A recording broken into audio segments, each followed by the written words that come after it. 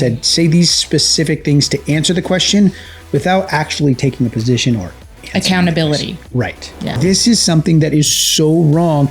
And for them, it's just commonplace. Like, oh, it's no big deal. Like, this is just totally fine. Wasn't me until you made me watch it. I'm just kidding. You can't just be blissfully ignorant. I can. I sure can.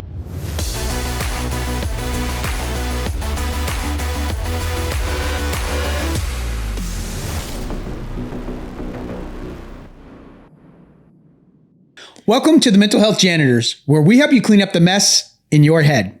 I'm your host, Sgt Q, and with me as always, Doc Jess. Welcome. So today we have a great episode for you guys. It's the holidays are upon us and we're getting into the new year.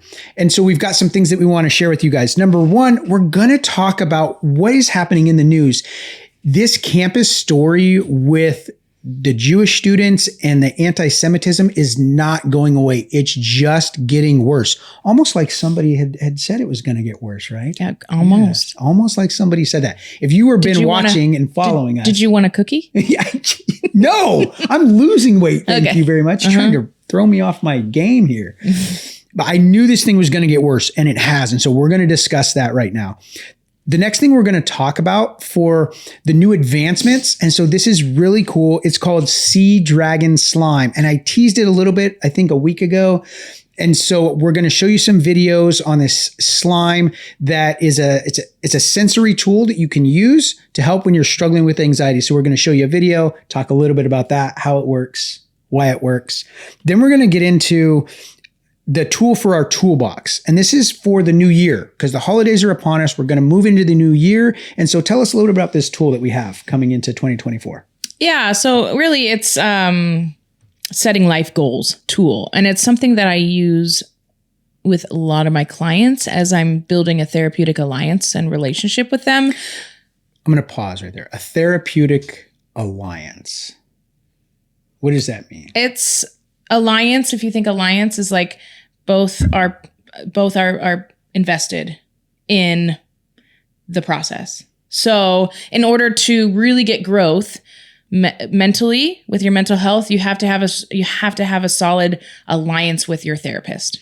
So it would be creating some bond and trust with your therapist as they help lead you through some healing that's going to be difficult so you can start living a more free life. Is that fair? Yeah. Okay. Perfect. Thank you. And so this is just a really good tool for me to understand where my clients are at, where they want to go, and how we're going to get there together. And it's also something that you don't have to do with a therapist. It's something you could do with your family at home. If you have some goals that you would like to set as a family moving into the new year, we're not big fans of New Year's resolutions per se.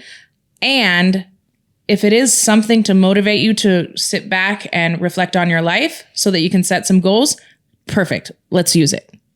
I don't like the New Year's resolutions either because they always fail. But what I do love is setting goals. Yeah. And so for me, every year, I try and set one large goal that's going to take me an entire year to accomplish. And I would challenge you on your usage of absolute words. They never work. They always fail. They always fail. They never work. No, that's not true. They do work sometimes if you have the right process in getting them done. So I love it. We challenge each other all the time. It's perfect. Thank you for that, Jess. You're welcome. That's true. You really want to get away from those absolute words. It makes it really difficult as you start to grow and progress in goal setting or in your healing process. And in relationships. And in relationships, yeah, those the relationship words. Expert. I'm the relationship expert here. So yeah, no, I'm terrible at relationships. Ask anybody. I need lots of help in this space. And I'm actually doing some counseling to get better at relationships because I know it's a deficiency I have. So I really am trying to work on that. I don't know. I don't think I'll ever be an expert on it like Doc Jess over here, but she really is. She's trying to be humble about it, but she really is amazing at helping people build good relationships. So that is what we have for you guys this week. We're going to go ahead and jump right into it, Jess. So all of this anti-Semitic rhetoric that's happening on these college campuses. So the presidents of these big colleges, MIT, UPenn, and Harvard, they all got called in to speak in front of Congress on this issue, why they're not stopping this, why they're not defending the students, why they're not speaking out, why they're not stopping this behavior. So they all get called in to Congress to talk about this. Can you give us a quick, for some of our viewers that might not know what anti-Semitic rhetoric might be? Sure. So anti-Semitism, it's anti-Jewish talk or behavior. And so this is something that has been happening since World War I and moving into World War II, where it's really been in the media with Germany. Everybody probably remembers the Holocaust and all the stuff that happened to the Jews. The Jews were being blamed for all of the bad stuff that was happening in Germany. It was very anti-Semitic, and which turned into a genocide is what happened. And we still see that happening in various places around the country, around the world too. You didn't really expect to see that in higher education though. Yeah. And now we're seeing it on these college campuses, not hidden either, but out in the open, where they're openly speaking against the Jewish students that are there.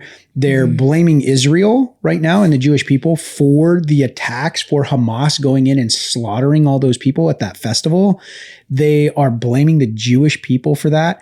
And so that's all anti-Semitic rhetoric, anti-Semitic speech and posters and things like that. Other things that they're doing, like students were putting up posters of some of the hostages. They're putting them up and around campus saying, hey, pray for these people, they're hostages. And these anti-Semitic people on campus, other students and faculty, were going out and ripping those down, attacking the students, calling them names. They signed this huge petition that blamed Israel and saying that they want to free Palestine from the river to the sea, they want to free Palestine. So if you don't know what that means, from the river to the sea, that's all of Israel. And so what they're saying is they want to wipe out that chant is anti-Semitic. They want to wipe out all of the Jewish people from the river to the sea, which is the entire nation of Israel. They want to wipe it off the map. And so that's what they're calling for openly on college campuses. And finally, it got these three presidents of these colleges elite colleges got called to the carpet in front of Congress, having to explain why they're not doing anything about it.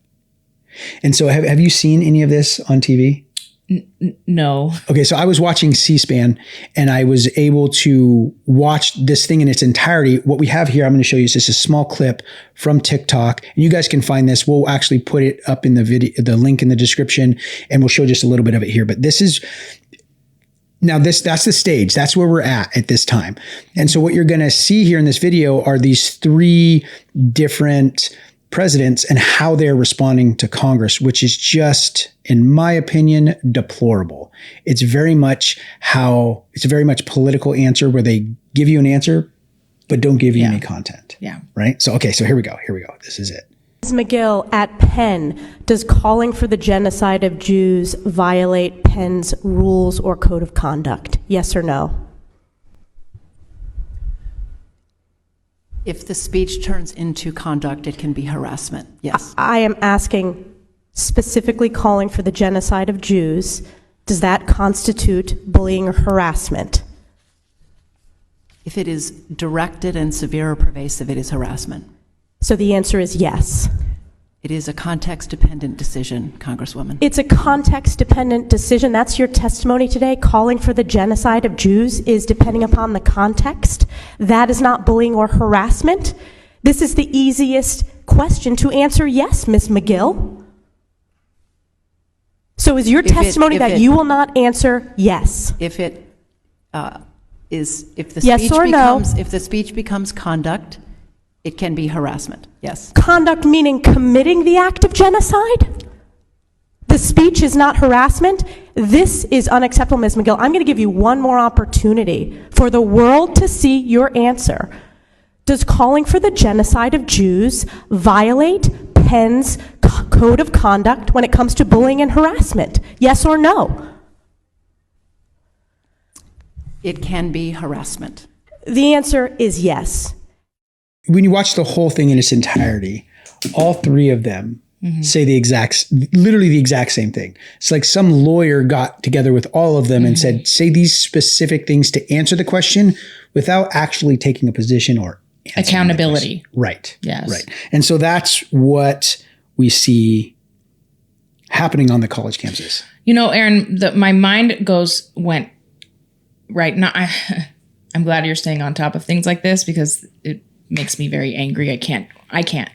Anyways, it takes me back to all of the HR onboarding that I've done in my life out of the 23 jobs I had in 19 years or something like that. And how much sexual harassment videos and training we had to do. And I'm thinking this answer, unless it progresses to conduct. And I'm thinking about all these sexual harassment trainings. They have to redo them. Oh, wow. Yes. I mean, imagine somebody sexually harassing a woman with just their words, very horrible sexual harassment with just their words in a workplace. Would this stand the same for that? That is, I hadn't even thought about it like that. But yes, if you take this argument and you put it in that context of sexual harassment, would it hold up to scrutiny? And no, it wouldn't. Well, not just that, and sexual harassment is awful. It can put you, even just verbal sexual harassment can put you in a very, very dangerous place mentally. And that can be another podcast.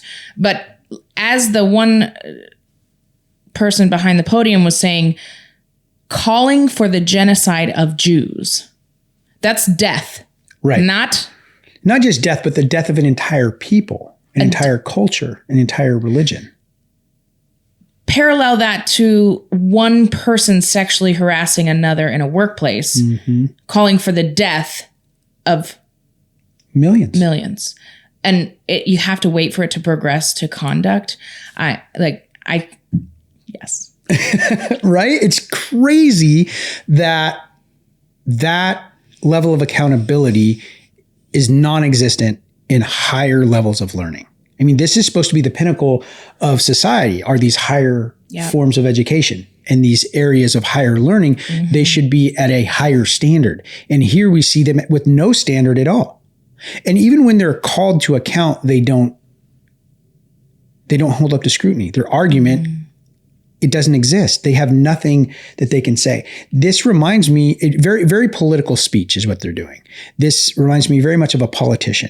And this is why back in the day, politicians used to be tarred and feathered. Back in the Wild West, back in the 1700s, 1800s. So what they used to do, if a politician was stumping for an elected position, and stumping means they literally stood on a stump or on a box or whatever it was and gave a speech like, hey, I'm going to do this for the community. I stand for, infrastructure, and we're going to build bridges for your community. And so they get that person elected, and then they don't hold through on those promises. They don't do that. They literally used to drag them out into town square, pour tar over them and feathers. And this was a horrible thing to do to somebody. And a lot of times it would cause death, because what happens, that hot tar would burn you, number one, but number two, it would close off all of your pores. So if there was enough tar on you, you couldn't sweat, which means you couldn't regulate your body temperature. And could you imagine how hard it is to get tar off? Getting tar off, they would have to use like acetone or gasoline or another very stringent thing and scrub that off. And typically you're peeling a couple layers of skin off. That's what they used to do to politicians who didn't keep their word. Didn't follow through on their promises. That reminds me of a pastor that recently preached about not stealing and what would the world look like if you're a little kid at the store and you're like, hey, mommy, why does that guy not have any thumbs? Oh, he got caught stealing. Yep. Interesting. Kids would be like, whoo, I want these thumbs right here. I can't be playing Xbox with no thumbs. So yeah. Well, okay. Interesting. Yes. Yeah. So that's what they used to do. And that's what these presidents of these colleges reminded me of, are people that don't take accountability. I mean, they're supposed to be held to a standard. They're supposed to be protecting the students. They're supposed to be having this higher standard of conduct and of speech on their campuses, but they're not actually enforcing it. They're not actually holding true to that promise to their students or to the public. So it's just very frustrating to see people be held in our highest court, really, which is in front of Congress, the court of public opinion, and they're giving answers like this is very disheartening. I mean, just the one lady saying, this is the easiest question to answer. Yes, Miss McGill. Is calling for the genocide of Jews considered bullying or harassment? And that you can't say, yes, absolutely, 100%, we will not stand for it, should be the only response to a question like that, period. Right. And it's crazy to see that. And you can see how, it's affected both of us, affected both of our mental health, right? Like, this is something that is so wrong. And for them, it's just commonplace. Like, oh, it's no big deal. Like, this is just totally fine. Mm-hmm. I wonder what would happen if they changed the people group from Jewish people to Black people, or to LGBT people, or to Hispanic people. Would that same argument, would they have that same argument? Would they have that same verbiage, right? Well, let's practice. So I don't want to practice that. Miss McGill, Sgt Q, is calling for the genocide of the LGBTQ community considered bullying or harassment. Absolutely. Absolutely. Yes. We don't even have to practice. I don't have to think about my response. You could put any demographic, any orientation, any people group in that space. The answer will always be, yes, that is harassment. And yes, that is bullying, and it's unacceptable. You could put any group into that. Yeah. And so it's just crazy to see this play out. It's crazy. And like I said, it's not going anywhere anytime soon. It's going to continue and progress. Hopefully, these people will be removed. They will change their policies in these colleges, and they will take some corrective action. Yeah, that consequences would be upheld by people's actions. Yeah. So that's current event. I know that's affecting a lot of people's mental health. I know it definitely causes me stress and anxiety to see that happening out there in our society, in our culture. It wasn't me until you made me watch it. I'm just kidding. You can't just be blissfully ignorant. I can. I sure can. All right. So that's our current event. I know it's frustrating. We're going to get into some things that can help you if you're feeling that stress about that situation or any other situation. We've got something super fun and super cool to share with you guys coming up next. All right. Well, welcome to the roller coaster that is the Mental Health Janitors. So we just took you guys deep into some anxiety-ridden conversations, but we're going to bring you guys back up for some air. We're going to talk about something super fun and super cool. This is called sea dragon slime. So in the pre-show, Jess, I showed you this. What were your first impressions of this slime? Well, as a mom, slime goes ding, ding, ding, danger, right? Because I've had to get it out of hair and carpet and everything. Okay. So, my kids went through a season of kids are obsessed with making slime. They want to learn to make it, right? So that whole process is messy and gross. And so as a mom, I'm like, why are we talking about slime? And then we went to the website and it's really cool. I want one. They are really neat. So I know the lady who creates these. Mm-hmm. She started building them just for herself and her kids. So there's some autism in the family and some other neurodivergent things that are going on. And so they started building and using this as a way to interact and communicate and help their family be able to process through some of these moments that are a little bit more intense. And so let me break down neurodivergent. Neurodivergent, it's this buzzword that's out there now, but what it really means is just somebody who processes this environment different than you and I do. Mm-hmm. That's all that it means. The non-neurodivergent people. Right. The non-neurodivergent. The average everyday person, we interact with this environment in life. Everybody kind of interacts the same way.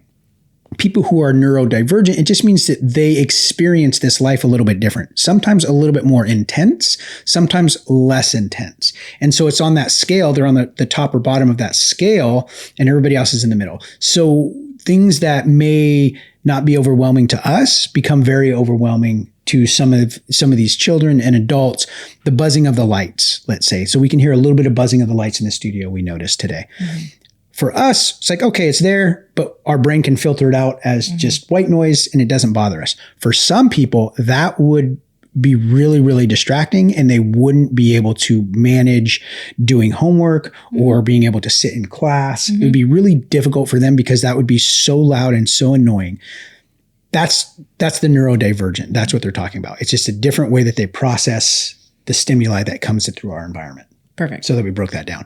So what the slime does, which is really cool, she started building these, and I reached out to her. So we should get some in the studio here in the next week or two, which will be super cool. We'll bring it out and we'll show you guys. But they use this as a way to create a sensory moment that brings them back to reality. So instead of being distracted from that thing or annoyed or stuck in a trauma loop, this can actually bring them back to their conscious mind by interacting with this slime. And I think Casey's going to be putting it up in one of the graphics so you guys can be able to see it. So as a therapist, what do you think about using something like this as a therapy tool? Right. I use it all the time with my neurodivergent adolescents. We have a collection of different fidgets, right? Like fidget spinners and little things you can play with your hands. And one thing that I've really learned that a lot of these kids love, because I like to, build that therapeutic alliance with them. And we start usually the first few sessions just playing card games, Go Fish or War or golf or something. And they obsess over the way I can shuffle and bridge those cards. And then that becomes an obsession for them to want to learn how to do it. And it's still kind of a fidget type sensory thing. And I have one client specifically, she's so cute. I gave her the deck of cards and said, okay, when you're feeling anxious or overwhelmed, I want you to practice your bridge.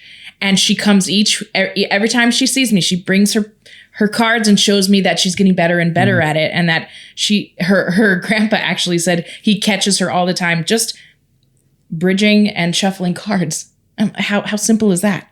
But it's a really great tool for you as parents or teachers or caregivers or therapists to use these in your practice with those neurodivergent clients. That's awesome. Yeah. So the video that you guys are seeing is her on TikTok. So if you guys want to check out her TikTok shop, I'm sure she'd really appreciate it. We work together on the police advisory committee that's here in Auburn. So they selected like 30 people from different backgrounds and demographics to be part of this advisory committee for the police department. So it's really cool. She's part of that. And when she's there, she wears headphones that help filter out some of the background noise to where she's only hearing the voices. She's not hearing all of the background, which makes it really hard for her to concentrate on what's happening. And so it was a little odd the first time she came in wearing the headphones, and then she explained it. And so it's like, oh, I understand what that's like. I know exactly what she's talking about. So just doing those, don't be afraid to investigate things like that and ask questions. They're happy to tell you. And she is probably one of the most active people on social media when it comes to that committee that I'm part of. And so when I saw her on TikTok with this slime, I thought, this is perfect. It fits right in with what we talk about. Yeah. So I reached out and she'll get us some of that slime, and you'll be able to. And that's interesting you brought up the headphones, because I don't know if you remember when I was the girl in the back of the foyer with the headphones. I did. I thought about outing you, and Casey's I was like, you know what? Raising his hand. No. He's giving us a 5-minute mark. Oh, he remembers. No, he didn't. So, yeah, I was going to say something, but then I thought, no, I'm not going to bring that up because I didn't know if you want to talk about it on the show. But since you brought it up, let's talk about it. You just got done saying don't be afraid to probe or to investigate. It's a little bit different in a one-on-one than, this is going to be in front of hundreds of people. Yes. Hundreds. Tens of hundreds of people. Okay. So talk to us about that. Right. I've never been diagnosed as neurodivergent, but there's definitely some things in my childhood, now that I'm like considered a specialist in this area, that I could see I was probably on one of those spectrums a little bit in certain areas, but with the traumatic brain injury, PTSD, complex PTSD, it mirrors some of those neurodivergent symptoms. And so the headphones really help muddle or just kind of calm down some of those brass and sharp noises with music. Like I can't go to concerts, things like that. But even in a church, sometimes the music is too loud, and I just trigger, and I can't focus. And so for a season when I was really battling my PTSD and TBIs, I would stand back in the foyer with my really expensive noise canceling headphones and be able to still be a part of the group. But then the trauma spiral also is like, oh, what are people going to think about me and all this stuff. And so just remember that when you see you see a lot of people on the spectrum who walk around with headphones, or other people that have that neurodivergent way of thinking or communicating or processing. Those headphones really, really help.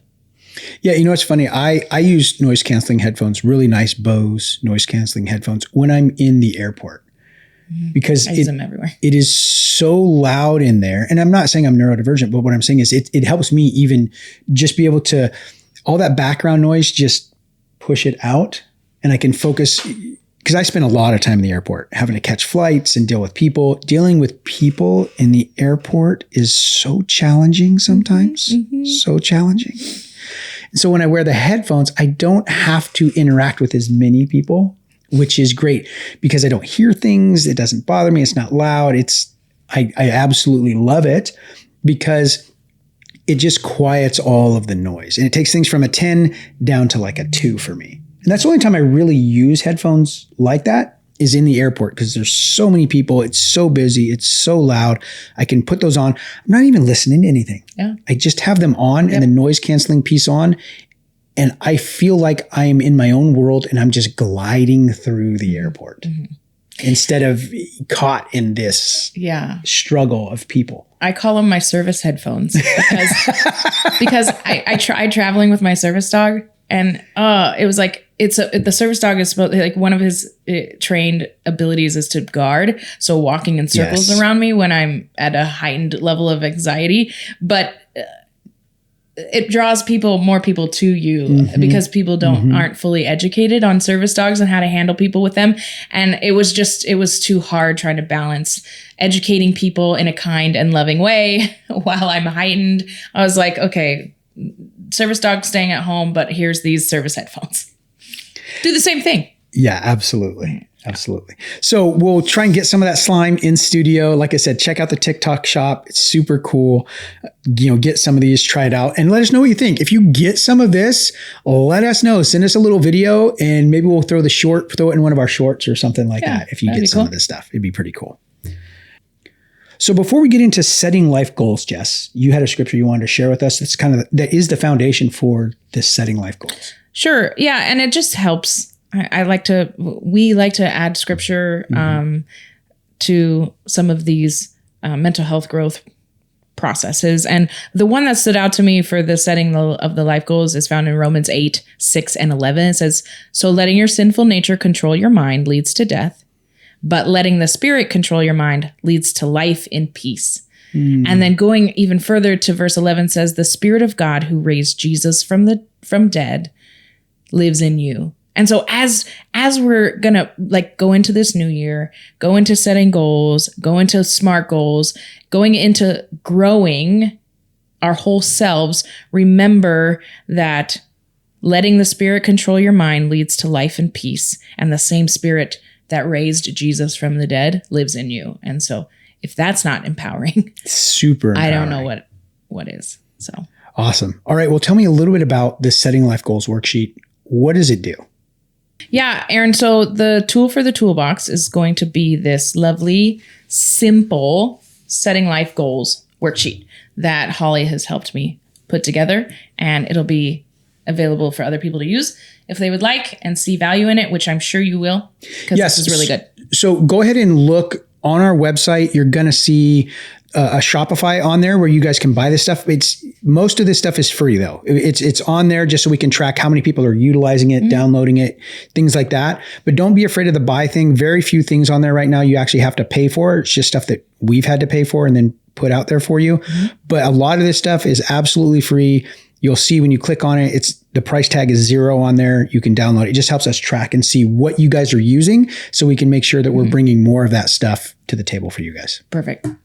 Yeah. So this is just the Setting Life Goals, right? And I talked to you a little bit about how I try to use it with my clients at the beginning. So we have a starting place of what areas in their life they want to work on, if any. or if it's a more specific client who really needs to work on grief, or something like that. I wouldn't usually use this for those clients, but it's not going to hurt going through this. So it's not going to hurt anybody going through this by themselves. It's only going to help. And so I would challenge everybody to do this, especially since you're going to watch us go through it. So really, it's for each category, we're going to write down things that we're doing well and areas where we need improvement. And so we're going to try to write 1 or 2 goals for each. And so you'll see here in the columns, there's categories. What am I doing well? Where do I need improvement? And my goals. And there's different sections here. We have family, friends, work or school, spirituality, body, and mental health. And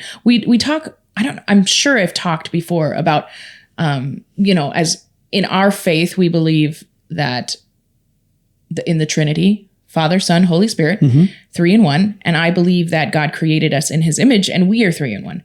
Body, so like physical, mental, or psychological, and then spiritual. Yeah. And so this is a really good way of just like being able to holistically grow, right?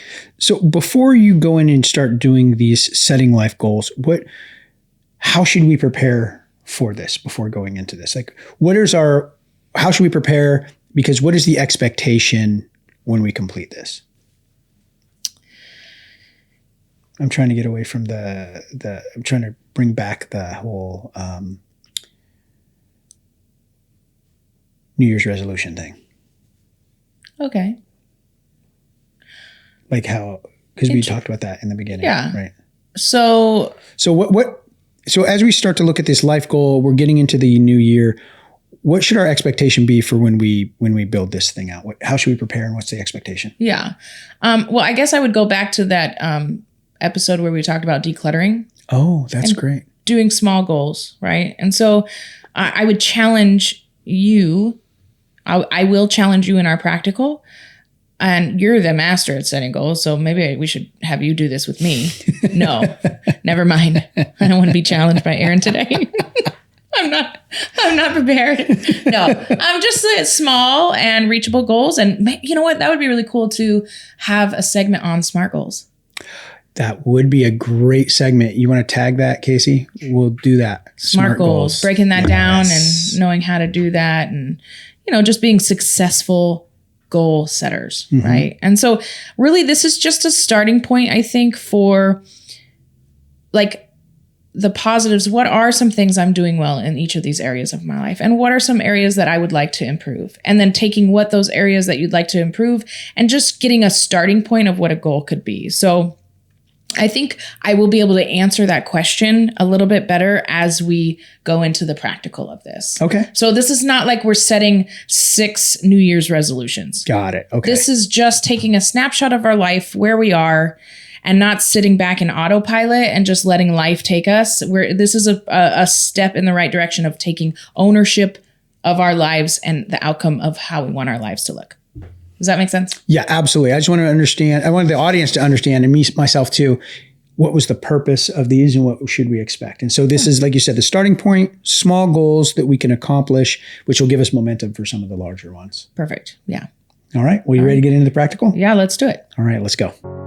50% of Americans say that they or a loved one have suffered from mental health crisis. Together, we can change all that. Introducing Q Actual, a revolutionary new peer-to-peer based mobile application. Personalized to fit your lifestyle, with pinpoint GPS location in times of emergency. Connecting you to your care provider. With Q Actual, we will move you forward. Download Q Actual now and visit qactual.com. Yeah, so we're gonna do some setting of life goals today. All right. All right. So I want you to think in the mindset of things that you're doing well, and then some things that you need improvement on. And I don't want your mind to just go on like all the categories. We're going to do one category at a time. Okay. So if we look at your family, what are some things that you're doing well with your family? Quality time. I think I'm doing really well with quality time.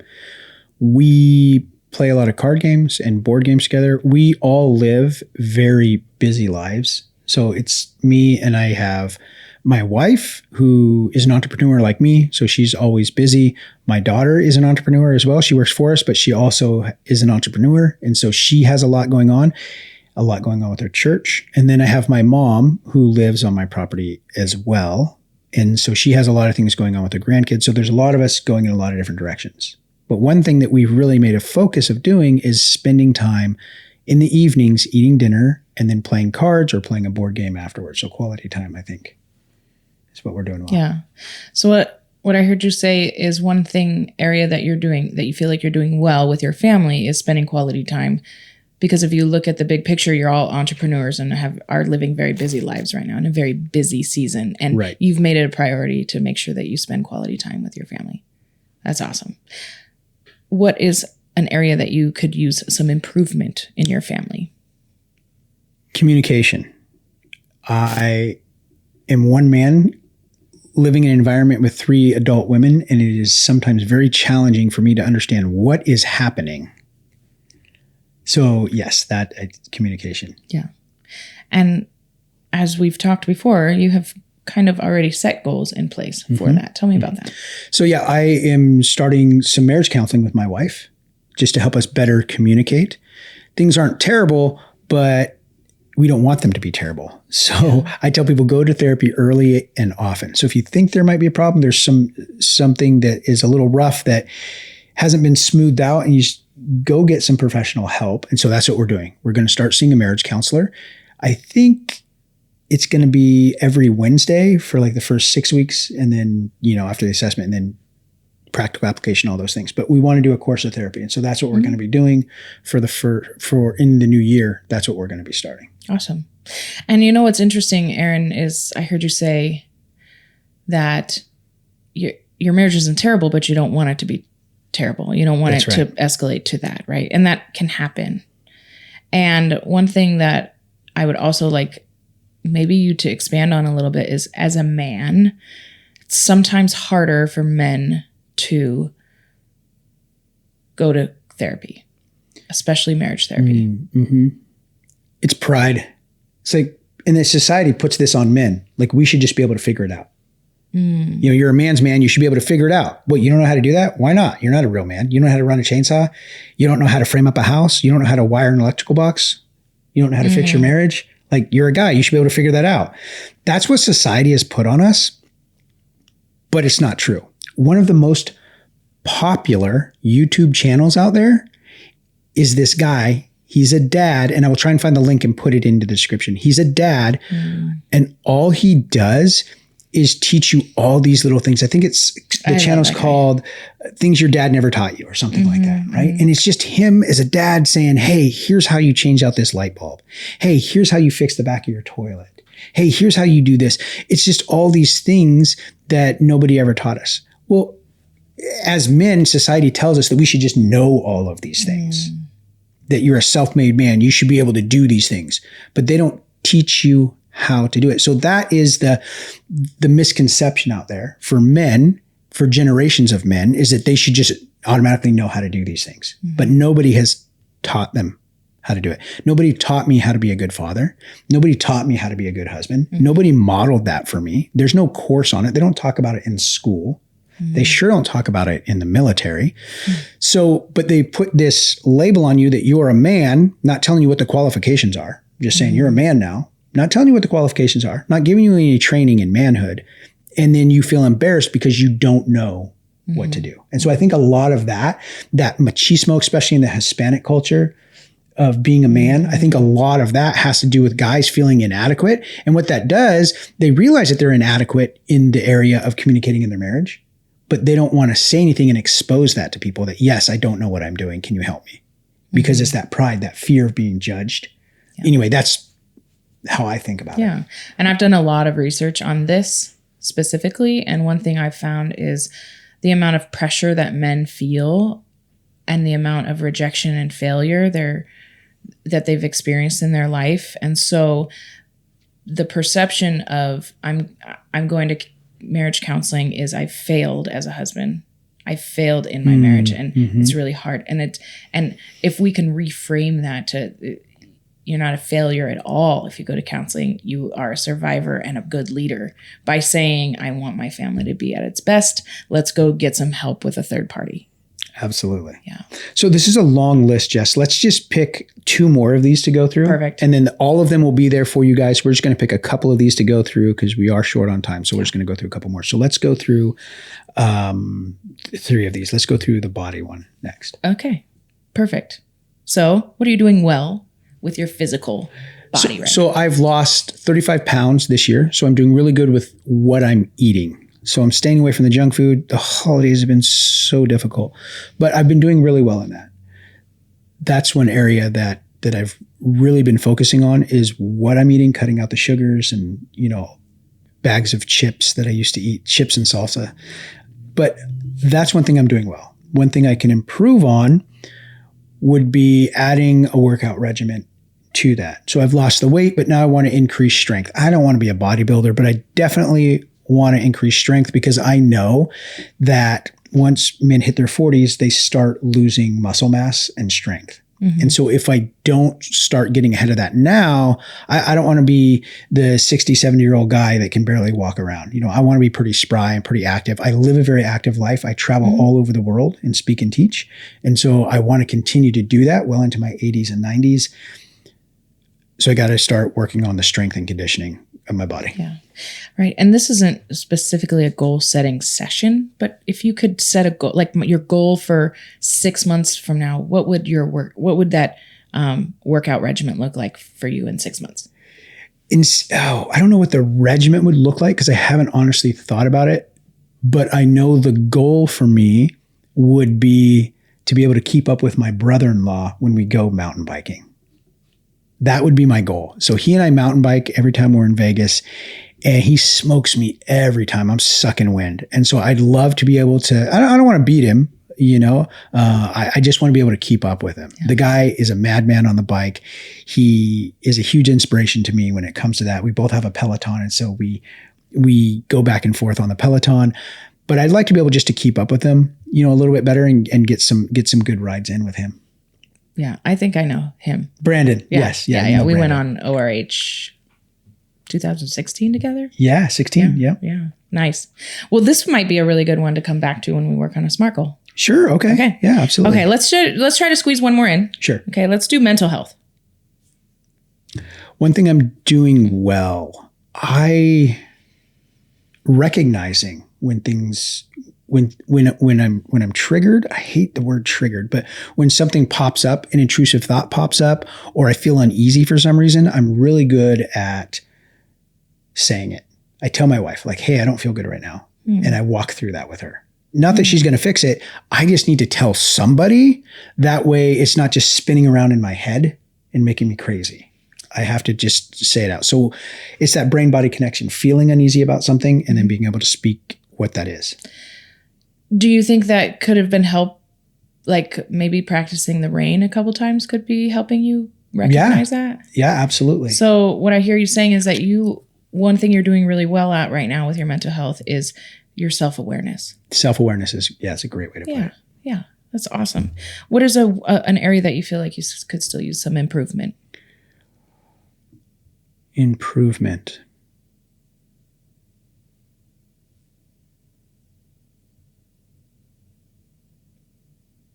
I think recognizing it in other people. So I think I do okay at that, but I really need to develop some better skills to recognize it in other people. I can recognize it. I just don't always know what to do in that moment. So not just recognizing it, but then what to do next. Like, how do I start that conversation? Here's an example. I was at a seminar this weekend. I got in my Uber and 35 minutes to the airport. I could tell the guy, my Uber driver, something was bothering him. And I just had an internal argument with myself. Do I say anything or do I just sit here quietly? Mm-hmm. Because the tone of his voice, his body language, the type of music on his playlist, it all lent itself to this guy going through what I would assume a breakup or a difficult situation with a relationship in his life. And I didn't know how to really address that with him. And so I just asked the question. I said, hey, you doing okay today, man? He's like, yeah, I'm doing fine. Why? I said, I don't know. I feel like something might be bothering you. And I work in mental health, and I help a lot of people, and I just want to check in on you. I just wanted to let you know that somebody noticed you today, and if you're struggling, I can help you.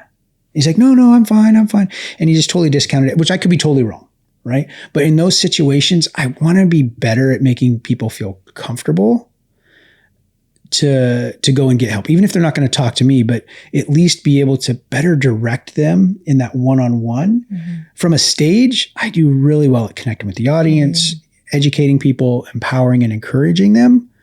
But I really struggle with the one-on-one stuff. How do I do that better? So that's what I need to improve on, is the one-on-one. Oh. So one thing I heard is that you're doing really well on your self-awareness, and maybe something you can improve on is others' awareness. Right. Interesting. That's really good. So that will be fun to unpack in episodes to come. So these are great goals. What do we do now that we've completed this? Well, what's hold our next on. step? Oh, what's your goal for being more others that's right. aware? That's right. I need a goal. Gosh, how do I set a goal for this? What I heard you say is you want to be better at one-on-one awareness of other people.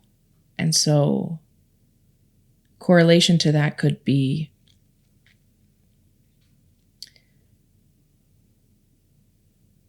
carrying a book with you. What if you carried one of your books everywhere you went? I do carry a book with me everywhere, and I do give them out. I do give them out to people, but in that situation, I didn't think about it in that situation. So I don't know if you could carry a QR code business card for the Mental Health Janitors. It's funny. I had all of those things with me, and I do carry them because every time I sit on an airplane, whoever sits next to me is getting an earful of mental health, and I'm giving them it's a sticker that's got our QR code on it. But in that situation, it didn't even cross my mind to even leave him with anything like that. Yeah. But that's a great idea. Another form of transparency that helps people open up is starting off with a failure that you've been through. Instead of coming at people like, I noticed there's something wrong with you. Say, maybe starting off with being transparent about a time in your life, why you were able to connect that there was something going on with him. If it was the song, hey, I remember when I was struggling in a relationship, I loved that song. Right. So instead of just pointing out, these are the things I noticed, why I noticed them. Because of my past experiences. Okay. And what you've learned through those past experiences. That's great. And maybe why you're picking up on them from other people. Yeah, that is great. Thanks, Jess. Yeah. Perfect. That's what I'm here for. I love it. All right. I'm learning a lot. Okay. All right. Awesome. So that is our episode for the Mental Health Janitors. If you want to get these setting life goals worksheet, go to our website. It's going to be there. In the new year, I want you guys to pay really close attention because Jess and I are going to be teaching workshops. She's going to be focusing specifically on parenting. So those are going to be out there in webinar form. So you guys will be able to sign up and go through those. I'm going to be doing a couple different classes, one on growth. So how do you grow in whatever area of your life you want to grow in your career, in your family? What does self-growth look like? It's a buzzword. People talk about it, but how do you do that? And then I'm also going to talk a little bit about this healing through service, the brain-body connection based on my book. So look for those couple webinars that are going to be coming out in January. The growth group is already scheduled, so we'll put a link in there for you guys if you want to go through that growth group. You went through my last growth group. I just went through it. It was amazing. Yeah. What was your favorite part? Oh my gosh. For me, I think my favorite part was the tangible book that we went through that I can reference back to throughout my life. in different areas I want to grow. And so having the foundation of those 15 laws of growth and being able to have the book and the notes and the notebook that I took extensive notes on through that growth group with you that I can reference back to in the future in other areas I want to grow. That was incredible.